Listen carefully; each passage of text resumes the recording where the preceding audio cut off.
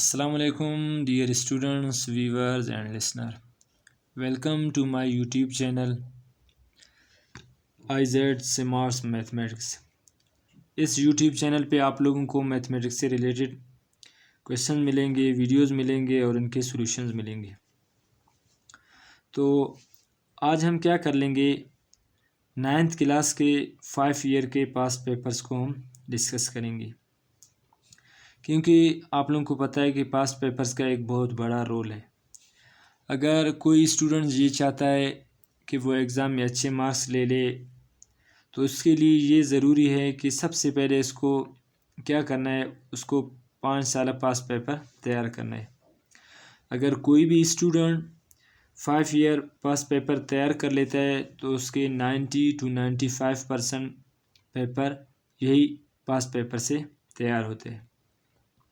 मैं गारंटी के साथ कहता हूँ, अगर कोई भी स्टूडेंट यही 5 साल पास्ट पेपर तैयारी कर लेता है, उसका 90 to 95% पेपर यहीं से तैयार हो जाएगा। चाहे कोई भी सब्जेक्ट हो, फिज़िक्स हो, केमिस्ट्री हो, मैथ हो, बायो, इंग्लिश, कोई भी सब्जेक्ट हो, लेकिन उसके लिए कंडीशन ये है कि पास्ट पेपर्स तैयार होनी चाहिए। तो आज हम क्या करेंगे, 9th क्लास के 2024 के मैथ के क्वेश्चन पेपर को डिस्कस कर लेते हैं। उसमें पहला क्वेश्चन ये है, चूज़ द करेक्ट आंसर। पहला ये, if the all the entries in a matrix are zero is called dash matrix. पहला ऑप्शन है स्केलर मैट्रिक्स, नल मैट्रिक्स, फिर तीसरा ऑप्शन है नॉन सिंगुलर मैट्रिक्स, चौथा ऑप्शन है यूनिट मैट्रिक्स। तो वो मैट्रिक्स जिसके सारे एलिमेंट्स ज़ीरो होते तो उस मैट्रिक्स को क्या कहते हैं? Scalar matrix, null matrix, non singular matrix, unit matrix. वो मैट्रिक्स जिसके सारे एलिमेंट्स ज़ीरो होते थे उसको हम नल मैट्रिक्स बोलते हैं। दूसरा एमसीक्यूज है, in P radical m divided by n the radicand is. अब देखो, एक चीज़ होता है रेडिकल, एक चीज़ होता है रेडिकेंड, एक चीज़ होता है इंडेक्स। यहाँ पे ये जो p नज़र आ रहा है, ये p क्या कहलाएगा? इंडेक्स कहलाएगा। ये जो सैम्बल नज़र आ रहा है आप लोगों को, ये रेडिकल, इसको हम रेडिकल कहते हैं, और इसके अंदर जो नंबर्स होते हैं इनको हम क्या कहते हैं? रेडिकेंड बोलते हैं। इनके अंदर वाले नंबर्स को हम क्या कहते हैं? रेडिकेंड्स कहते हैं। तो ये कह रहे हैं कि आपने बताना है कि इसका रेडिकेंड्स क्या होगा। पहला ऑप्शन है p, दूसरा ऑप्शन है 1 डिवाइड बाई p, तीसरा ऑप्शन है m इंटू n, चौथा ऑप्शन है m डिवाइडेड बाय n। तो ये इस रेडिकल के अंदर हमारे पास कौन कौन से नंबर है? m divided by n। तो जाहिर सी बात है इसका रेडिकेंड हमारे पास क्या होगा? m divided by n। तो इसका करेक्ट ऑप्शन हमारे पास क्या होगा? d होगा। इसी तरह तीसरा एमसीक्यूज है, log u divided by v is equal to dash.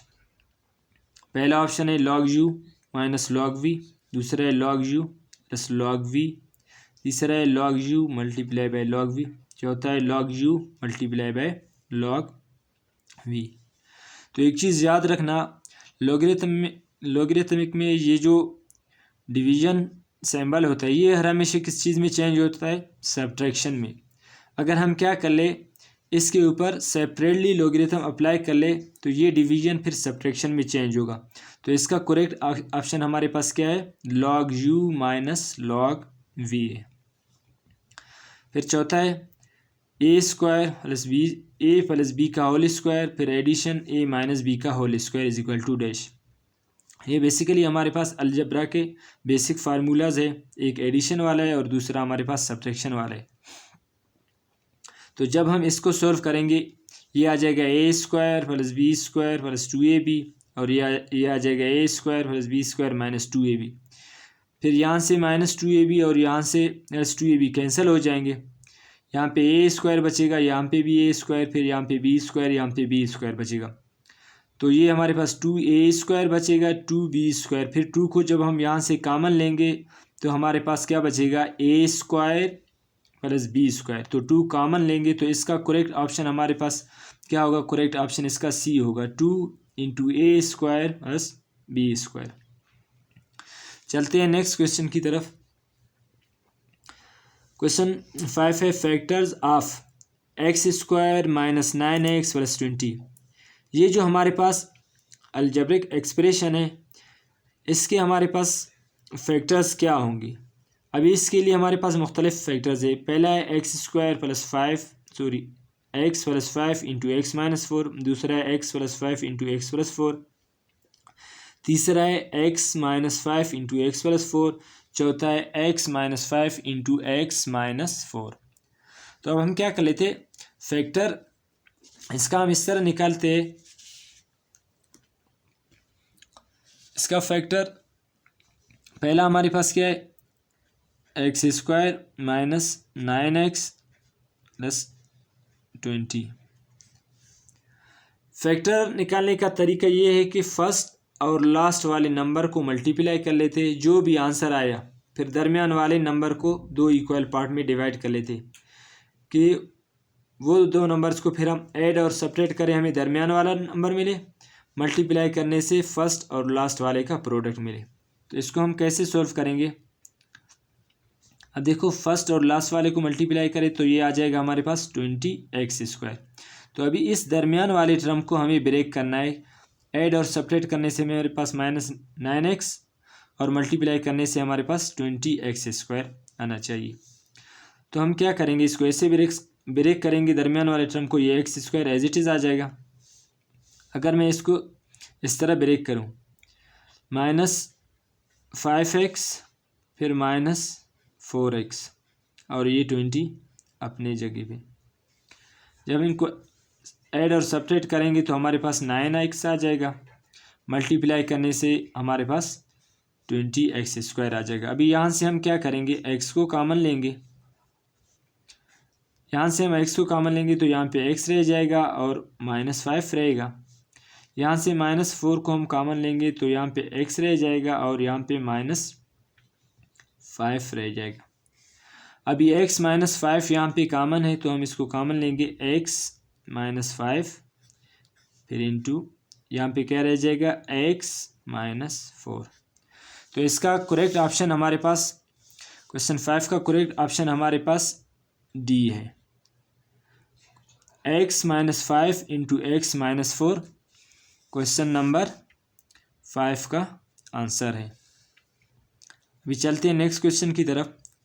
LCM of 6x square 18xy and 36x² is. अब देखो एलसीएम हम क्या करेंगे, अभी यहाँ पे हमारे पास 3 डिफरेंट टर्म्स है, 6x² है, 18xy है, 36xy² है। हम क्या करेंगे, सबसे पहले 6 के फैक्टर बनाएंगे, फिर उसके बाद 18xy के फैक्टर बनाएंगे, फिर 36x और y के x इंटू y² का हम फैक्टर बनाएंगे। तो फिर सबसे पहले उसमें हमें क्या कर लेना है, देखना है कि सब में कॉमन फैक्टर कौन कौन से है। फिर उसके बाद देखना है कि इन दो में से जो कॉमन फैक्टर है वो निकालेंगे। फिर लास्ट में जो कॉमन फैक्टर होते हैं अनकॉमन फैक्टर उसको हम निकालेंगे। फिर आपस में सारे वैल्यूज़ को जब हम मल्टीप्लाई करेंगे तो इसका करेक्ट ऑप्शन हमारे पास आ जाएगा, इसका करेक्ट ऑप्शन हमारे पास डी आ जाएगा, 36x² इंटू y। इसी तरह नेक्स्ट क्वेश्चन है, क्वेश्चन नंबर 7 है, क्वेश्चन नंबर 1 का पार्ट 7 है। The solution of x + 5 less than 3 is dash. ये हमारे पास एक इनइक्वालिटी का क्वेश्चन है। कह रहा है कि इसका यहाँ पे हमारे पास x का सोल्यूशन क्या होगा, मतलब x का वैल्यू क्या होगा यहाँ पे जब हम इनइक्वालिटी को सॉल्व करेंगे। ये 5x के साथ ऐड हो रहा है, जब हम इसको इनइक्वालिटी के दूसरे साइड शिफ्ट करेंगे तो ये माइनस हो जाएगा।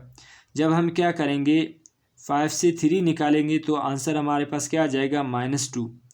तो इसका करेक्ट ऑप्शन हमारे पास क्या आ जाएगा, x लेस देन -2। तो इसका करेक्ट ऑप्शन हमारे पास बी है, x लेस देन -2। तो इसका करेक्ट ऑप्शन हमारे पास बी है।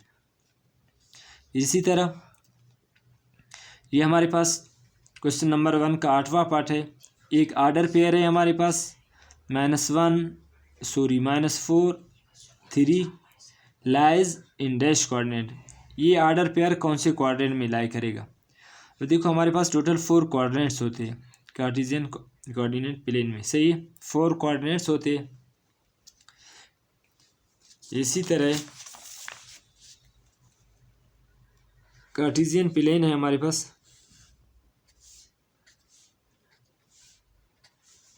फर्स्ट क्वाड्रेंट है, सेकंड क्वाड्रेंट, थर्ड क्वाड्रेंट और फोर्थ क्वाड्रेंट। ये एक्स एक्सिस है, ये वाई एक्सिस है।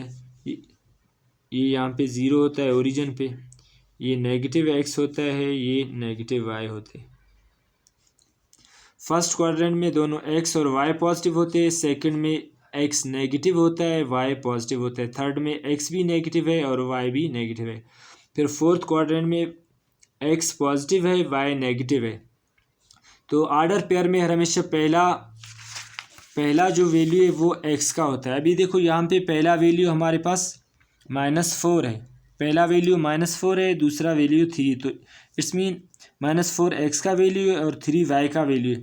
तो सेकंड क्वाड्रेंट में एक्स नेगेटिव होता है और वाई पॉजिटिव होता है, तो ये लाई करेगा सेकंड क्वाड्रेंट में। तो इसका करेक्ट ऑप्शन हमारे पास बी है, इसका करेक्ट ऑप्शन बी है। फिर इसी तरह क्वेश्चन 9 है, a triangle having 3 different sides is called dash triangle. वो ट्राइंगल जिसके 3 डिफरेंट साइड्स हो, 3 डिफरेंट साइड्स हो, 3 डिफरेंट साइड्स, तो उस ट्राइंगल को हम क्या कहते हैं। फर्स्ट कर ले, हमारे पास एक ट्राइंगल है, ये है,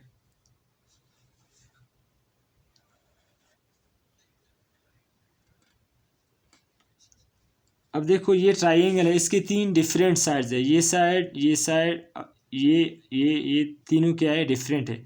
तो वो ट्राइंगल जिसमें 3 डिफरेंट साइड्स हो उसको हम क्या कहते हैं, स्केलन ट्राइंगल।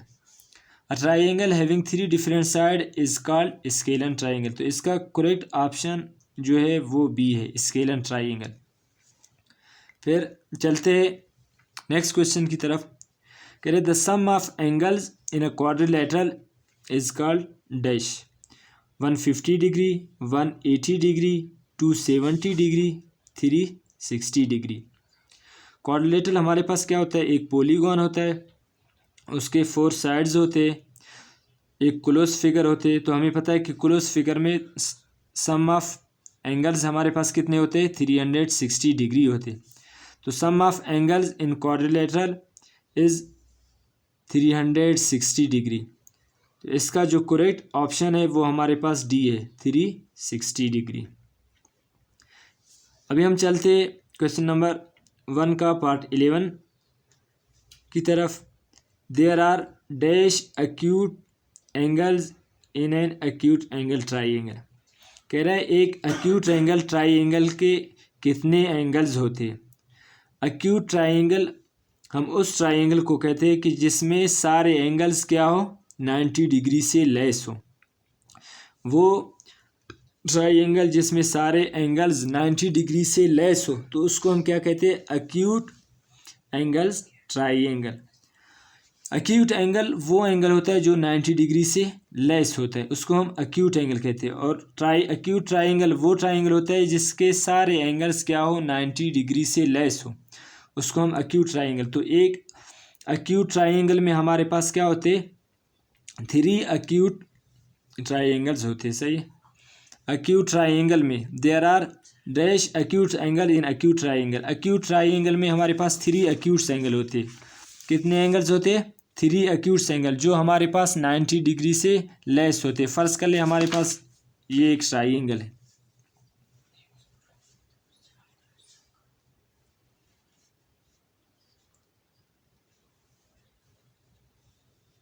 अभी यहाँ पे ये जितने भी एंगल्स है ये सारे के सारे 90 डिग्री से क्या होंगे, लेस होंगे। ये भी एंगल 90 डिग्री से लेस होगा, ये एंगल 90 डिग्री से लेस होगा और ये भी एंगल 90 डिग्री से लेस होगा। तो 3 एक्यूट एंगल होंगे। एक्यूट एंगल ट्राइंगल में हमारे पास 3 एक्यूट एंगल्स होंगे। तो इसका जो करेक्ट ऑप्शन है वो हमारे पास सी है, 3 एक्यूट एंगल होंगे एक्यूट ट्राइंगल में। Correct option is C.